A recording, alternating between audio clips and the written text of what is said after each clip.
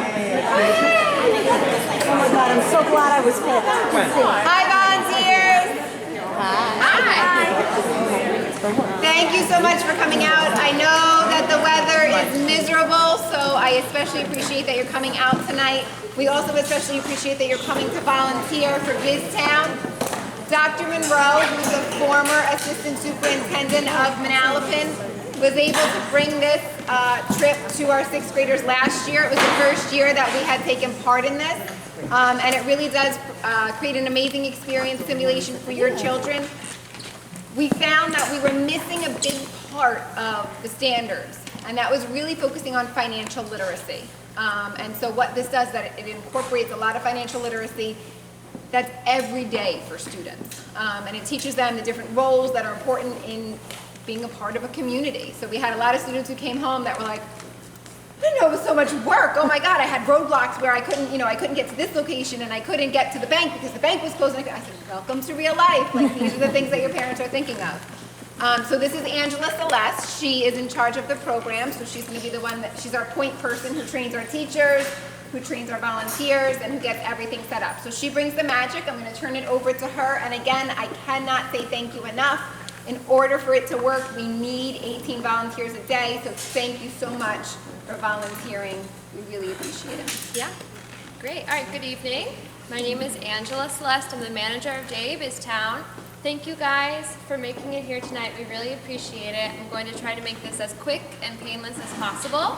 On the day that you come to Biztown, we will do a kind of refresher in the morning before the students arrive. So we'll be throwing a lot of information at you this evening about your role as a volunteer and what the students will be doing, but just, rest assured that we'll be covering everything again on the day of the students' actual field trip.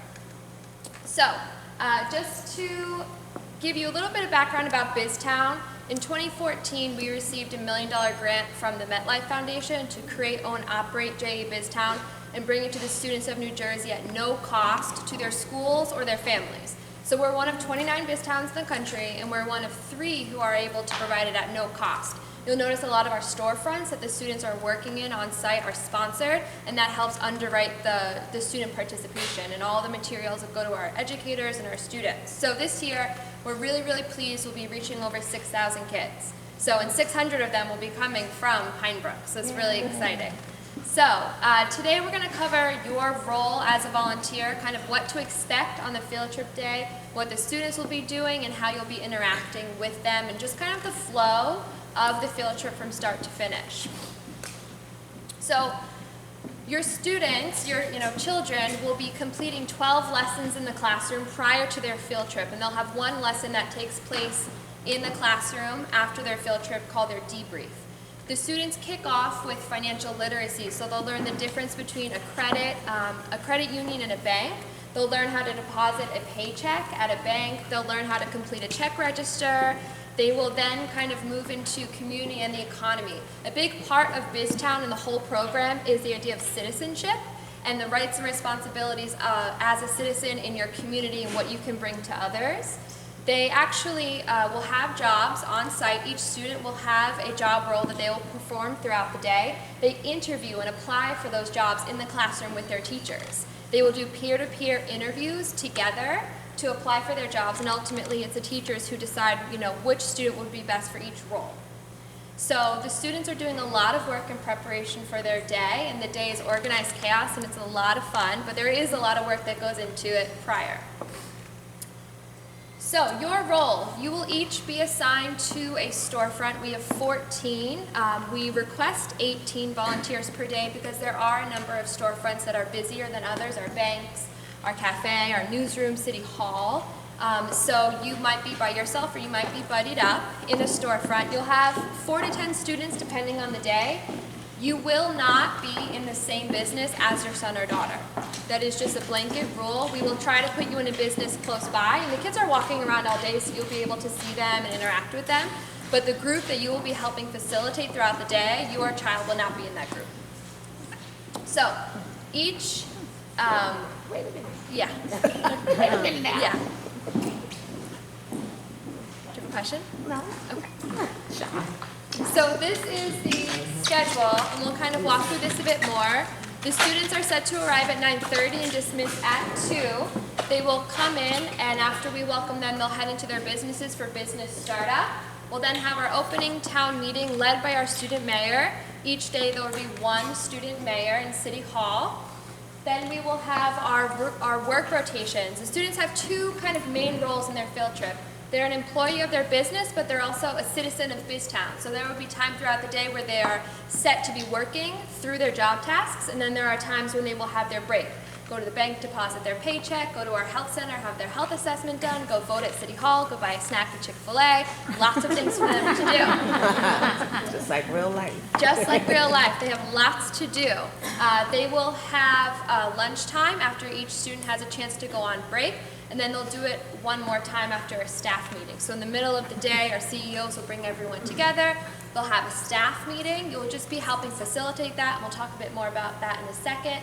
They'll do it one more time, their break rotations, and then we'll wrap up. We'll have a closing town meeting, once again led by our student mayor, and then we'll dismiss. So we're going to talk a bit more just kind of about the flow of the day. So students will arrive in the morning, we'll get them off the buses and bring them in. At that time, we'll just kind of have you guys there to welcome them, take photos if you like, of course, and we'll give them their initial instructions. So their business startup, it's a 45-minute period in the beginning of the day. Biztown is closed during this time. So unless the student's job role specifically asks them to leave their business, they'll be in their business together. So a big word you'll hear a lot is biz prep. That's a series of worksheets that the students will be completing in the classroom together as a business. They'll be bringing it with them on their field trip, and it will help kickstart their day.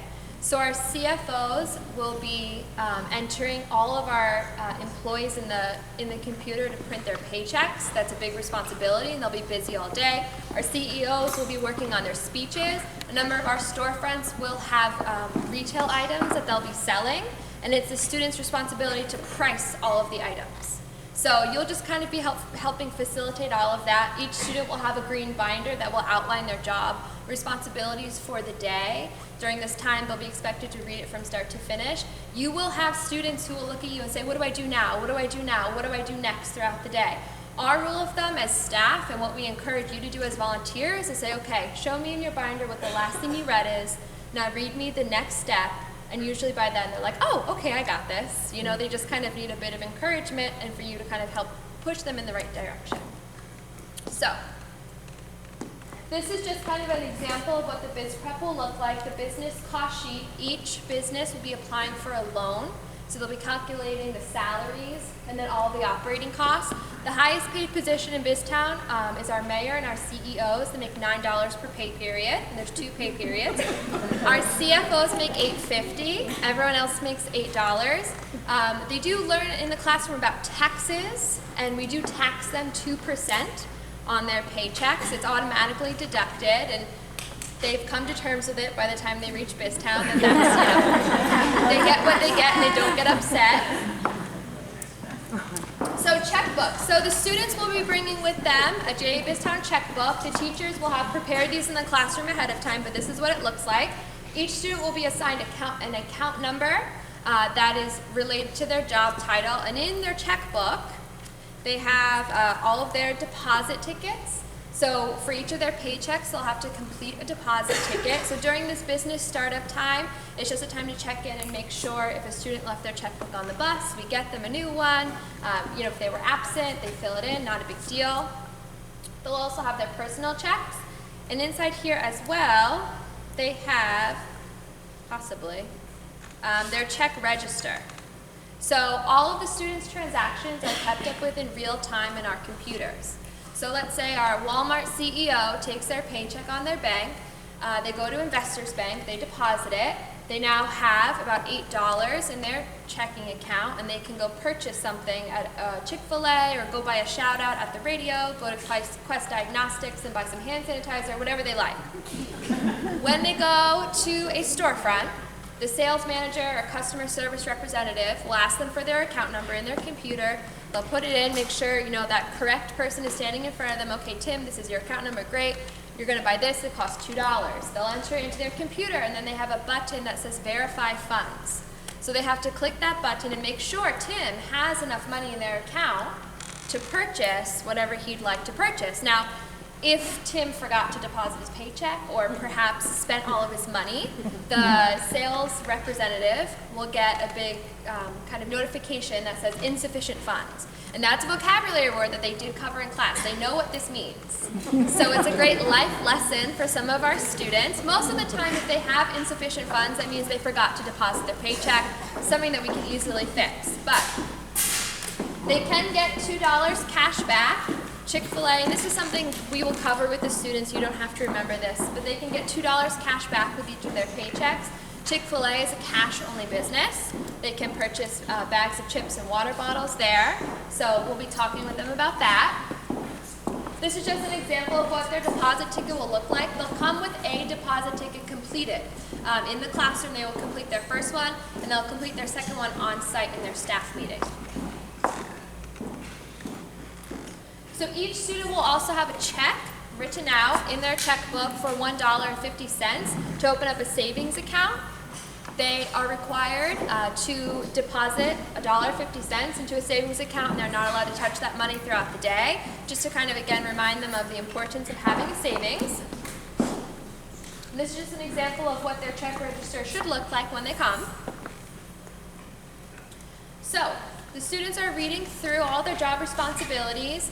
In the biz prep, the students are, in the classroom, they've created an advertisement for the radio station that the DJ will read out aloud. They've created a newspaper ad that our ad executive from the newspaper will come and type in and print out our newspaper. So it's a busy morning, but everyone's in their business. We've covered the pricing activity, speeches. The CEOs will be giving a speech at either our opening or closing town meeting. We'll be covering this with them on site and reminding them to complete them and practice. It's a simple fill-in-the-blank speech. It'll be in the front pocket of their binder in the morning, and they'll either be reading it at our opening or closing town meeting.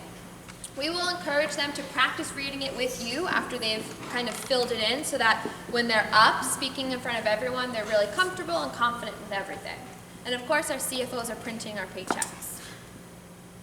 So this is just an example of what the student software looks like. A number of our students will have computers in front of them. This loan request form, our CFOs, this is the first screen that they'll see in the morning.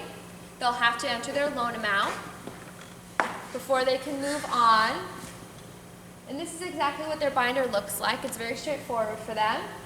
Entering the employees. So they'll be responsible for entering all the employees in their business. Very straightforward for them. And then printing their payroll checks. They'll have a printer right next to their computer. It'll print right out for them. And then they'll move on throughout the day and pay bills. So your CFOs are responsible for paying each of their employees. They're also responsible for paying all of the bills. They'll have a checklist that's laminated on their desk that will tell them step by step what checks they're printing, how much they're printing them for. Are they putting them in the mail with UPS to send them over to Verizon? Or is someone from the radio coming to pick them up? We get asked every day, okay, it says on my checklist the radio person is supposed to pick up the check, but they haven't come yet. What do I do? Do I bring it to them? Do I go to UPS? It's all a part of Biztown and just kind of the flexibility of the program. You'll have students throughout the day, it may say in their binder, okay, you're going to wait for this person to come to you. And they'll say, okay, well, this CEO, it says they're supposed to come to me, but they never came. Can I go to them?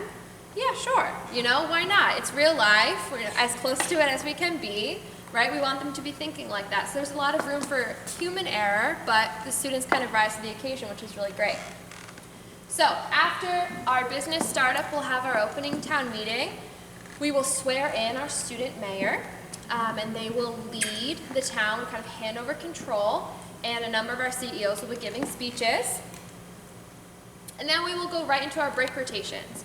The students will be broken out into colors. They'll have lanyards on their desks that they'll wear throughout the day. It'll have their job title and their business name, and it'll also have a color, red, yellow, or green. They're broken out into those 3 colors for their breaks. So they go in order of red break, yellow break, and green break. So when red students are on break for 20 minutes, yellow and green students are working, and they work in that rotation. Once every color has a chance to go on break, then we'll close Biztown for lunch. So deposits, your CFO in their binder, it will tell them that they have to make their business deposits in order to pay off their loan. This is something we'll be reminding them of throughout the day, but sometimes it gets lost in the shuffle. So it's something that we encourage our volunteers as well. And it will be in your guide as well to kind of remind them to make their business deposits. So at the end of the day, when Biztown is closed, they don't have a stack of them on their desk and looking at you saying, how didn't we pay off our loan? How didn't this happen? So it'll be right in their computer for them, and this is something that we'll definitely kind of cover the morning of your field trip because it's a big part of the CFO role, the business deposits. So after the students have lunch, they will have their staff meeting. Our CFOs will at this time pass out our second paycheck for the students ahead of their second break rotation. We want you to kind of empower your CEOs to lead the staff meeting, to talk with their employees about how the day is going. If you have retail items in your storefront that you're selling and maybe one of them is priced too high and you notice no one's buying it, talk about that. If there's communication issues, if you have one student maybe who just keeps kind of wandering off and you don't know where they are, encourage your CEO to talk to them about that. Just kind of empower them. That's what you're there for, just kind of help facilitate. And then they'll kind of do it all over again. Red break, yellow break, green break. By this time in the day, you will find yourself kind of, hey guys, do you guys need anything? And they'll, nope, we got it, we're good, which is a really nice time. But usually by this time of the day, they're very confident and comfortable in their roles, which is really fun to see. Your CFO will again be making those deposits, and a number of our CEOs will be making closing speeches at our closing town meeting, so they'll be preparing those at that time. So after the second break rotation, we'll do a quick business cleanup, just kind of tidying up their workstations. We use, the phrase, leave it the way you found it. Just be respectful of the space, those types of things. It doesn't have to look immaculate. We'll come through at the end of the day and do the deep cleaning. Just making sure anything that needs to stay there stays there. Our CFO will print an accounting report that they can bring back to school, show their teachers, so the teachers can kind of see how each business did throughout the day. And then we'll have our closing town meeting, our final kind of gathering of all the students, again led by our student mayor. We hand out quality business of the day certificates, the mayor does. Student of the day, both boy and girl. The city council member will get a certificate if they pass their new law. We do some raffles and just kind of have a fun wrap up and short debrief. And then after the kids leave, we'll do just a quick debrief with our volunteers who are there for the day. Any feedback or funny stories or anything that you want to share with staff, we're always open to hearing about it. And that's kind of it. So we really, and you may have heard this from the parents who were there last year, it is organized chaos.